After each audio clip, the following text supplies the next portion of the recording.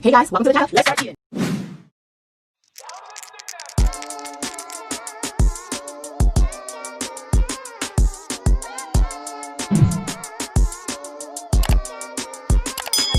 Us today we have seafood boiled. Whatever. Then we have dash sauce. Yes, it's another thing. We're going to but you don't want to stop. You got to right now. Ciao, after we are back. Okay, so I'm excited to eat the seafood. We have things in sauce. Yes, came up. I think I'm going to eat the first time. I think also we can we also we can after. We need to work